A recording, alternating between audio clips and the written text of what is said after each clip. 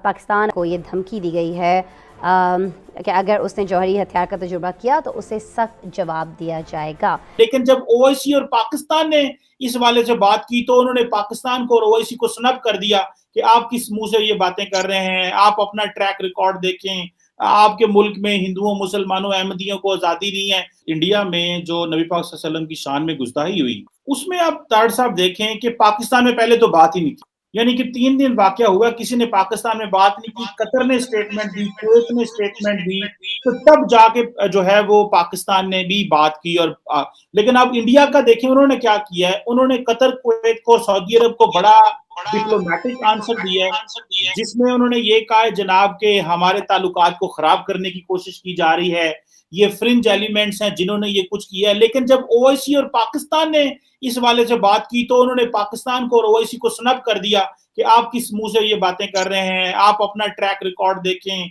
आपके मुल्क में हिंदुओं, मुसलमानों, अहमदियों को आजादी नहीं है। तो उन्होंने जिस तरह कुवैत और कतर को बड़े मीठे सा जवाब दिया और कहा कि जी हमारे जो है वो ताल्लुकात को खराब करने की कोशिश हो रही है और ये सेंटीमेंट्स को उभारा जा रहा है, हमारे ऐसी कोई बात नहीं है।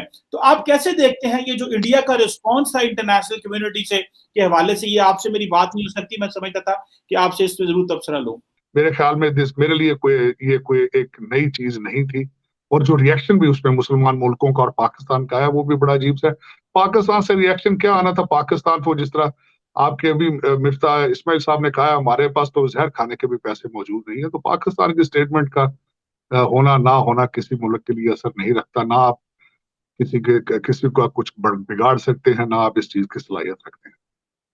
अच्छा ताड़ साहब, वहां से इंडिया से एक और मौका भी है, वो कहते हैं कि जी ये जो मुसलमान हैं ये भी इंडियंस को, जो हिंदुओं के गॉड्स हैं उनके बारे में बड़ी बात करते हैं। तो कल भी मैं किसी से बात कर रहा था, तो आप क्या समझते हैं कि मुसलमानों को भी ये, वो कह रहे हैं कि ये रेसिप्रोसिटी में हुआ है कि जब वो करते हैं तो कोई बंदा बात नहीं करता, और जब एक किसी हिंदू ने बात की है जो कि नहीं होनी चाहिए थी, जारी बात है, उसको डिस्करेज किया जाए, डिस्करेज क्या किया जाए, कंडेम किया जाए और ऐसे लोगों को सजाएं दी जाएं। और इस पे तो मिडिल ईस्ट सारा कह रहा है माफी मांगे जो है वो नरेंद्र मोदी साहब से, लेकिन वो हिंदू कह रहे हैं कि हमारे खुदाओं के बारे में भी इस तरह की बात होती है। जो कुछ वाकया हुआ इसमें कहा जा रहा है कि शायद अरब वर्ल्ड के और इंडिया के ताल्लुकात आपस में मजीद खराब हो सकते हैं, और इवन के बैन कतर की बातें भी, कतर एयरवेज को बैन करने की बातें भी इंडिया में हुई। तो आप क्या समझते हैं ये इतना बड़ा वाकया है कि मुस्लिम वर्ल्ड के और इंडिया के ताल्लुकात खराब हो जाएंगे, या क्या आप समझते हैं कि इंडिया डैमेज कंट्रोल कर लेगा? नहीं, इंडिया ना डैमेज कंट्रोल करेगा और ना ये ताल्लुकात खराब होंगे।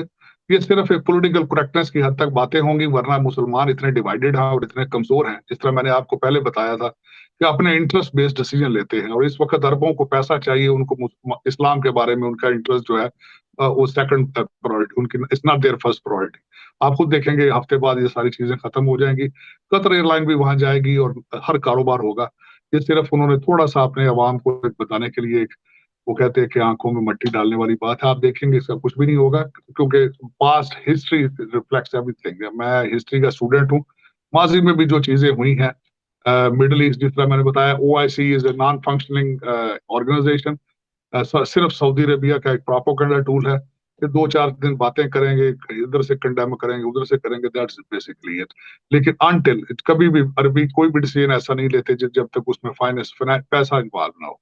इसमें क्योंकि पैसा कहीं से भी रुकने का खदशा हुआ तो फौरन वापस हट जाएंगे। आई डोंट बिलीव कि इट्स गोना लास्ट लॉन्गर। मेरे ख्याल में 2-4 दिनों में ये बात खत्म हो जाएगी। बिल्कुल ठीक है, 2-4 दिनों में आप समझते हैं कि ये बात खत्म हो जाएगी। देखिए, गुलामी क्या होती है कि अपने मुलाजमीन की तनख्वाह भी नहीं साहब बहादुर से अपने जो हुक्मरान हैं, अपने मालिक हैं, उनके मशवरे के बगैर आप अपने अपने पाकिस्तानियों की तनख्वाह भी नहीं बढ़ा सकते। और इसके मुझे देखें, 3 हफ्तों में कुछ भी नहीं हुआ है। इसके लिए आईएमएफ की डीलिंग के लिए हमारे अनोखे लाडले ने लेजिस्लेशन की थी।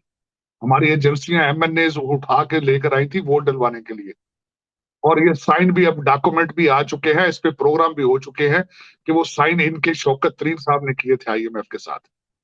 लेकिन ये देखें कि आज आप, ये 3 हफ्तों में इसने कहा कि 3 टुकड़े पाकिस्तान के होंगे, और इस इंसान को रोकने के लिए किसी सियासी पार्टी और किसी इंस्टीट्यूशन और किसी एस्टेब्लिशमेंट में जरूरत नहीं है कि तुमने 3 हफ्तों के अंदर 3 टुकड़े किस तरीके से किए और किस खूबसूरती से किए हैं।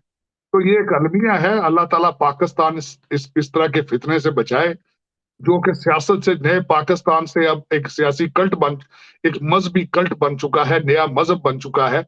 नौज बिल्ला इसी इंसान ने कहा था कि उम्रे और हज करने की क्या जरूरत है, यहाँ पीटीआई में रह के आप काम करें। और अब उड़ता फिर रहा है, वो हेलीकॉप्टर लेके फिर रहा है। कभी उसको किसी ने चैलेंज नहीं किया कि तुम भाई हर जगह हेलीकॉप्टर सुबह सरात का लेके फिर रहे हो। लेकिन 9 साल से इसकी वहां पे हुकूमत है, और देखें किस खूबसूरती से इसने बेवकूफ बना रखा है। और सिर्फ उन लोगों को इसको पता है कि सुबह सरात के अंदर लोगों का मजहबी रुझान है, और रोजाना सुबह उठ के उनको अमर बिन मारूफ और सियासी टच दे देता है, जिस तरह वो कहते हैं सियासी टच दो।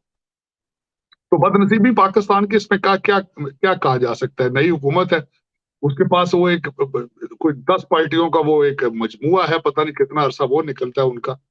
और वो भी देखिए ना, मशवरा करने के लिए वो चले जाते हैं लंदन में। उन्होंने सबसे बड़ी गलती मेरे ख्याल में ये की है। और दूसरा ये कि उनके पास कोई इस वक्त अगर देखा जाए तो ऑपोजिशन भी नहीं है, मैंडेट भी नहीं है। वो एक वोट के जरिए हुकूमत में आए हैं, जाहिर है वो दुनिया उनकी भी रिस्पेक्ट उतनी नहीं करती। अब इस वक्त ज़िमनी इंतखाबात की बात हो रही है, अब देखिए आगे पाकिस्तान कहाँ जाता है। लेकिन मेरी नजर में पाकिस्तान का मसला सियासी बहरान नहीं है, पाकिस्तान का मसला करप्शन है, मुआशी बहरान है और करप्शन है। डॉलर आ भी जाए, जिस तरह आपने कहा 41 बिलियन डॉलर इस वक्त, अगर आपको 82 बिलियन भी कहीं से मिल जाए तो वो रुकेंगे नहीं पाकिस्तान में, फौरन दुबई और लंदन चले जाएंगे। लोगों ने मैंडेट भी दिया था इसके इसके related, accountability related, reform related. लेकिन क्योंकि इस हमाम में सारे नंगे हैं तो किसी को जरूरत नहीं थी कि उसको छेड़ा जा सके। यू आर नॉर्मल क्वेश्चन है, तुम कह दो नो कमेंट्स, आगे चले जाओ। तुम एज अपनी देखो, जिस तरह के जवाब दे रहे हो मुझे तकलीफ हुई उसकी। बल्कि आर्मी का 74 साल से जो पाकिस्तान का ड्रामा है, सारी बिल्डिंग पाकिस्तान की जो खड़ी है सियासत की, वो सारी आर्मी रिलेटेड है। बल्कि मैं हमेशा कहता हूँ कि ये गंद क्रिएट करने वाले भी यही थे, सफाई भी मॉरल ऑब्लिगेशन इन्हीं की है कि इसकी सफाई करें। हर सियासतदान को अपनी झोली में बिठा के लाते हैं, अब वो एडमिट भी करते हैं। और कल जिस तरीके से आपने कहा है, जो इसका अब हो रहा है अब इस वक्त इमरान खान साहब के गुब्बारे से हवा निकलती जा रही है। सबसे बड़ा जो इस वक्त एलिमेंट है उनका, उनके खिलाफ पाकिस्तान का गर्म मौसम उनके खिलाफ है। इस वक्त गर्मी इतनी है कि खान साहब, देखे मैंने अगले दिन देखा था इनके जलसों जुलूसों में 250 लोगों को हीट स्ट्रोक हुआ है। खान साहब खुद तो भाग के एयर कंडीशनर में बैठ जाते हैं, भाग कर हेलीकॉप्टर पे चढ़ जाते हैं।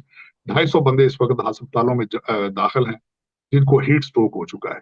तो अनोखा लाडला फिर बनी गाला के एक पुरफिजा माहौल में आ चुका है, एयर कंडीशनर में बैठा है। मुगल शहजादे से तो वो कम नहीं है। तो उसमें वो अब दूसरा इस वक्त बात यह है कि डीमोरलाइज हो चुके हैं उनके लीडर, जो लीडरान है। उनके एक राइट हैंड जो शफकत खान साहब ने रिजाइन किया है, वो मुझे आज जो पता चल रहा है कि उसके पीछे सेहत नहीं है और कई अवामल है। दूसरा, इस वक्त मैं हमेशा आपके सेगमेंट में भी कहता रहा हूँ कि शाह महमूद कुरैशी साहब उन जब वो फॉरेन मिनिस्टर थे तो वो फॉरेन पॉलिसी उनके टेबल पर कभी नहीं हुई। और आज उसका जवाब ये भी मिल गया है कि मुल्तान से वो एमपीए का इलेक्शन लड़ रहे हैं, और उनकी आंख आज भी पंजाब की चीफ मिनिस्ट्री पर है, क्योंकि बड़ा लुक्रेटिव पोजीशन है वो।